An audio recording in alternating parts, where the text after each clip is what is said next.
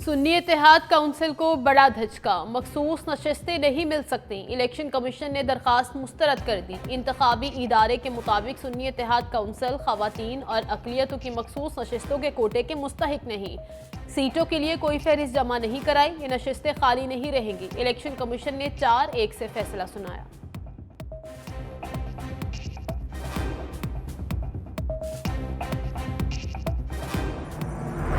मोहम्मद शहबाज शरीफ सिद्क़े दिल से हल्फ उठाता हूँ सदके दिल से हल्फ उठाता हूँ कि बहैसियत वज़ीर आज़म पाकिस्तान कि बहैसियत वज़ीर आज़म पाकिस्तान मैं अपने ज़ाती मफाद को अपने सरकारी काम या अपने सरकारी फैसलों पर असरअंदाज नहीं होने दूंगा। अल्लाह। शहबाज शरीफ ने पाकिस्तान के 24वें वज़ीर आज़म की हैसियत से हल्फ उठा लिया। तकरीब ऐवान सदर में मुनक़िद हुई। सदर आरिफ अलवी ने हल्फ लिया। निगरान वज़ीर आज़म Anwarul Haq Kakar, army chief general Asim Munir, वज़ीर आला पंजाब मरियम नवाज, वज़ीर आला सिंध मुराद अली शाह, वज़ीर आला बलूचिस्तान सरफराज बुगटी की शिरकत। मुस्लिम लीग नून के कायद नवाज शरीफ, आसिफ जरदारी, बिलावल भुट्टो, हमजा शहबाज भी शरीक हुए। शहबाज शरीफ को वज़ीर आज़म हाउस में गार्ड ऑफ ऑनर दिया गया। वज़ीर आज़म शहबाज शरीफ ने अनवारुल हक काकड़ को अलविदा किया। सुबकदोश निगरान वज़ीर आज़म को अलविदाई गार्ड ऑफ ऑनर दिया गया।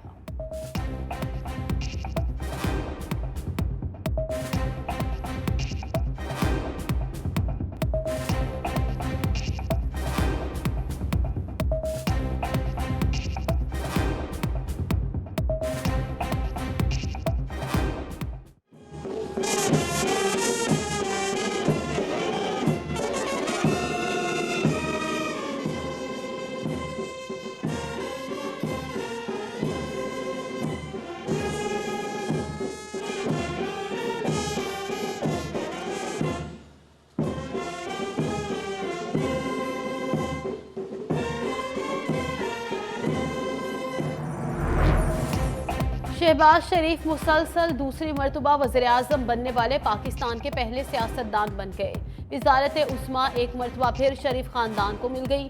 सबसे ज़्यादा इक़्तिदार में रहने वाले पाकिस्तानी खानदान के रिकॉर्ड में एक और इजाफा। पाकिस्तान ही नहीं बल्कि आलमी पार्लिमानी निज़ाम में दुनिया के किसी मुल्क में एक ही खानदान ने 5 मरतबा वज़ारत उस्मा और 6 मरतबा वज़ारत आला हासिल नहीं की।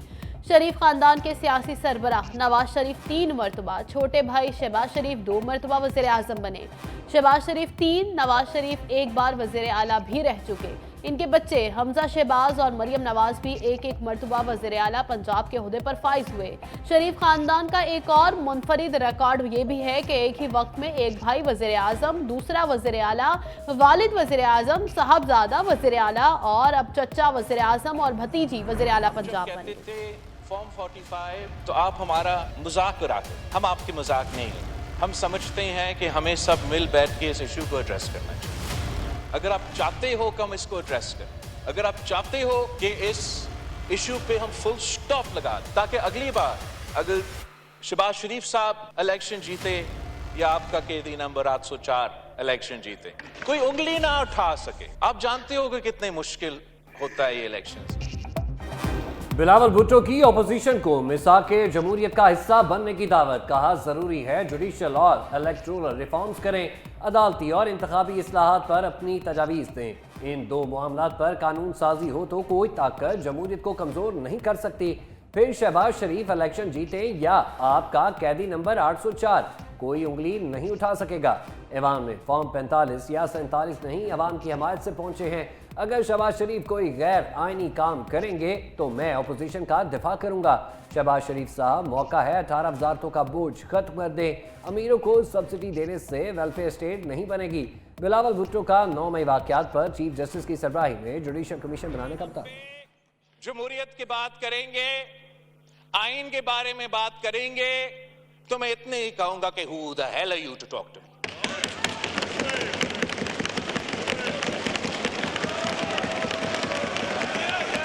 इनको जमहूरियत और आइन याद आ रहा है। वो लेक्चर देना चाहे तो एक दूसरा को लेक्चर दे, वो हमें कम से कम लेक्चर ना दे। एक तो मैंने पहले ही कह दिया था एक्सपंज करें, उसके बावजूद मेंबरान यहां से नहीं जा रहे। मैं खुद मानता हूं एक्सपंज करे मुझसे, मैंने ऐसे बातें नहीं करना चाहिए। ये बड़ापन दिखाया आपने। कौमी असम्बली का ऐवान एक बार फिर नारों से गूंजता रहा। बिलावल भुट्टो ने ऑपोजिशन की सफ़ों पर लफ्जी तीर चला दिए। सख्त अंदाज पर ऐवान मछली बाजार बन गया। दुराने तकरीर ऑपोजिशन अरकान हुकूमती बेंचों के सामने खड़े हो गए और नारेबाजी करते रहे। चेयरमैन पीपल्स पार्टी बोले, आप गालियां भी देते रहें तो हुकूमत ने ऑपोजिशन के खिलाफ कोई गैर जमहूरी कदम उठाया तो मैं ऑपोजिशन के साथ खड़ा हूंगा। बिलावल भुट्टो ने अरकान असम्बली से मुताल्लिक रिमार्क्स खुद ही कार्रवाई से हज़फ करा दिए।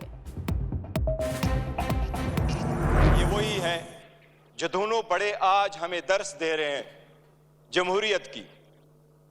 नाना की सियासत वो दफन करके गया है। अभी अपने नाम के साथ भुट्टो का लफ्ज लगा कि भुट्टो नहीं बनता। नाना की सियासत कब की जा चुकी है, उनसे हिसाब मांग ले। हमें दर्ज देने वाले अपने गिरेबान में झांक के बैरिस्टर गौर का भरपूर जवाब। कहा वो हार कहां गए जो स्विस में पड़े थे। आज दो बड़े जमहूरियत का दर्ज दे रहे हैं, वो अभी नाना की सियासत दफन करके गया है। भुट्टो का लफ्ज नाम के साथ लगाकर कोई भुट्टो नहीं बन जाता। राजा परवेज अशरफ बोले, ये पहली दफा आए हैं, इन्हें सलीका सिखाएं। आप इस तरह टैग करेंगे तो ये कंपनी चलती नजर नहीं आ रही।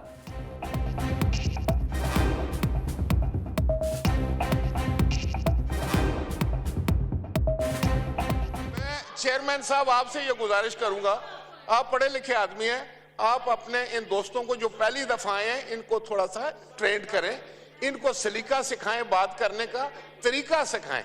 सिर्फ ये गलत बात है कि आप अटैक कर देंगे किसी पर तो क्या इधर से फिर अटैक होगा, फिर ये कंपनी मुझे चलने वाली नजर नहीं आ रही।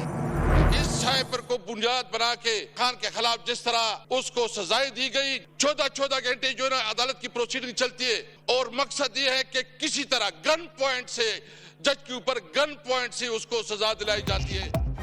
असद कैसर का 9 मई और साइफर पर जुडिशल कमीशन बनाने का मुतालबा। कौमी असम्बली में खूब गरजे बरसे। कहा, बानी पीटीआई को गन पॉइंट पर सजा दिलवाई गई।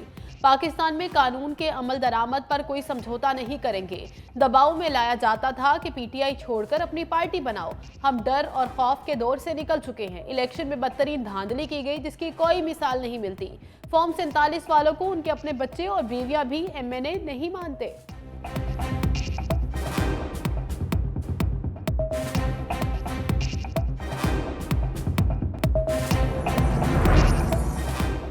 गालिब महबूब सदीकी की अपोजिशन के इंतखाबी धांधली के इल्जाम पर जुडिशल कमीशन बनाने की हिमायत। एमक्यूएम के कन्वीनर गालिब मकबूल सदीकी ने खिताब करते हुए कहा, हमारी शनाख्त फॉर्म 47 नहीं 1947 है। कोई गलत फहमी में ना रहे, हमारे पास फॉर्म 45 भी मौजूद है। जिस तरह हमारे मुखालिफिन को 2018 में जितवाया गया था उसी तरह उन्हें हरवाया गया है। 50 साल से सियासत को मुदाखलत की शिकायत रही है। आइन माजूर, कानून मजबूर, इंसाफ मफरूर और अदालतें यरगमाल नजर आती हैं।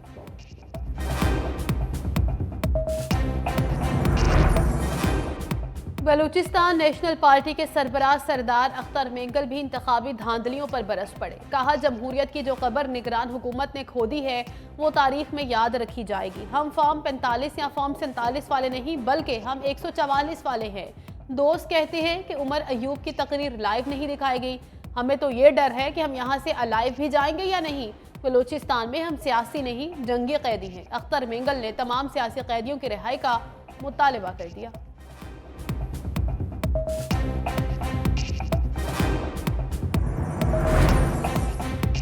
पीटीवी किस पॉलिसी पर गामजन। सरकारी टीवी ने अपोजिशन अरकान की आज़ादी इज़हार राय की धज्जियां उड़ा दी। सरकारी टीवी पर मर्जी से आवाज़ें बंद करने लगे।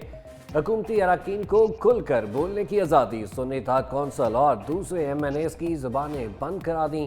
सदारती उम्मीदवार महमूद अचकज़ई बोलना शुरू हुए तो पीटीवी ने उनकी आवाज़ बंद करके वक्फा ले लिया। असद कैसर ने धांधली का जिक्र किया तो आवाज़ बंद करके ब्लड प्रेशर का प्रोग्राम चला दिया।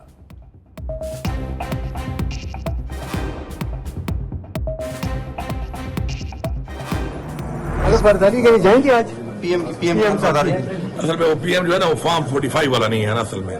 तो बर्दारी के लिए मेरे ख्याल में जाना ठीक नहीं है क्योंकि अभी तक क्लैरिटी नहीं है इस बात की कि वाकई अवाम के मैंडेट से बना है या आरओ से बना है। वज़ीर आला खैबर पख्तूनख्वा अली अमीन गंडापुर ने वज़ीर आज़म की हल्फ बर्दारी तकरीब में शिरकत न करने की वजह बता दी। कहा, वज़ीर आज़म फॉर्म 45 वाला नहीं, ये बताएं कि वाकई अवामी मैंडेट से बने या आरओ ने बनाया। मेरे ख्याल से हल्फ बर्दारी के लिए जाना दुरुस्त नहीं था, ये करप्शन के मौजिद हैं। अली अमीन गंडापुर का कल बानी चेयरमैन से मुलाकात का फैसला। कहा, मुलाकात के बाद अपनी काबीना बनाएंगे। सदर के इंतखाबात के लिए उम्मीदवारों के कागजात नामजदगी की जांच पड़ताल मुकम्मल। आसिफ अली जरदारी और महबूब खान अचकजई के कागजात मंजूर। आसिफ अली जरदारी का खालिद मकबूल से राब्ता, वोट मांग लिया। सदारती इलेक्शन के लिए पार्लियामेंट का मुश्तरका इजलास 9 मार्च को होगा। स्पीकर कौमी असम्बली या सादिक ने सुबह 10 बजे इजलास बुलाया। पोलिंग सुबह 10 बजे से शाम 4 बजे तक जारी रही।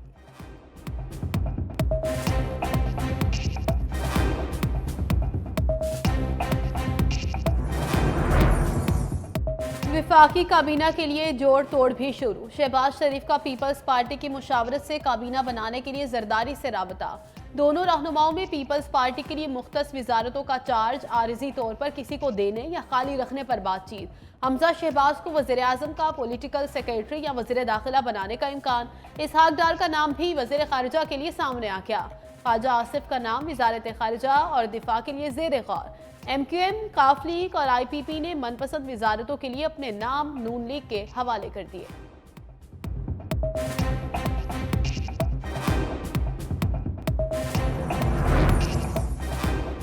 जुल्फकार अली भुट्टो सदारती रेफरेंस पर कार्रवाई मुकम्मल। सुप्रीम कोर्ट में राय महफूज कर ली। चीफ जस्टिस काजी फाइज ईसा ने कहा, आज नहीं मगर किसी रोज दोबारा शायद अपना फैसला सुनाने बैठेंगे।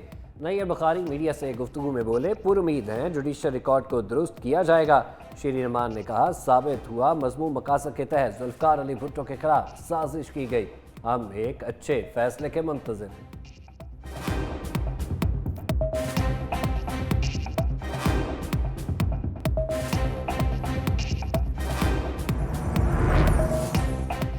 रियासत शहरियों की प्राइवेसी के तहफ़्फ़ुज़ के लिए क्या कर रही है? क्या टेलीकॉम ऑपरेटर्स फ़ोन टैपिंग की इजाज़त दे रहे हैं?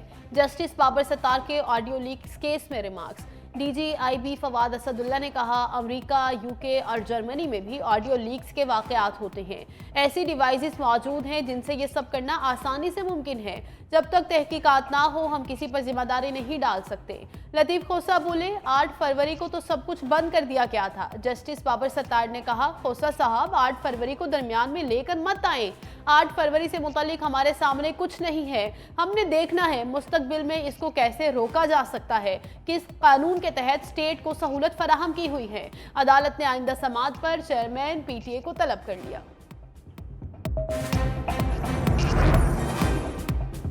IMF ने पाकिस्तानियों पर इजाफी टैक्स की तलवार लटका दी। आलमी अदारे के माहिरीन ने रिपोर्ट हुकूमत पाकिस्तान को भेज दी। तजवीज़ दी कि नई मुंतखब हुकूमत से टैक्स की छूट खत्म करे। चीनी समेत खाने पीने की तमाम अशिया पर रियायती टैक्स खत्म किया जाए। खाने पीने और अद्वियात पर सेस टैक्स 18% किया जाए। पेट्रोलियम मसूआत पर सेस टैक्स 0 से बढ़ाकर 18% करने की भी तजवीज़।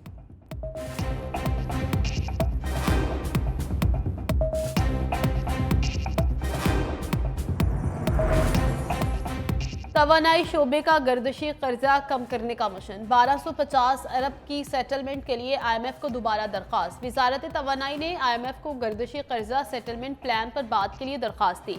ज़राए वजारत खजाना के मुताबिक IMF नई हुकूमत बनने के बाद गर्दिशी कर्जे की सेटलमेंट के लिए जवाब देगा। IMF तवानाई शोबे का 1250 अरब का गर्दिशी कर्जा सेटल करने का प्लान मानने से इनकार कर चुका।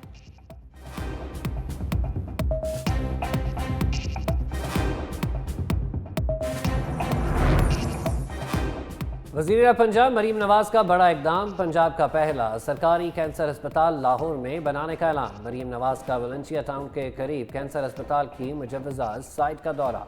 अस्पताल की साइट बारे ब्रीफिंग दी गई। मरीम नवाज ने कहा, कैंसर के मरीजों का मुफ्त इलाज होगा, बेहतरीन डॉक्टर और जदीद तरीन मशीनरी लाएंगे। मरीजों की एतमादारों के लिए होटल भी बनाया जाएगा।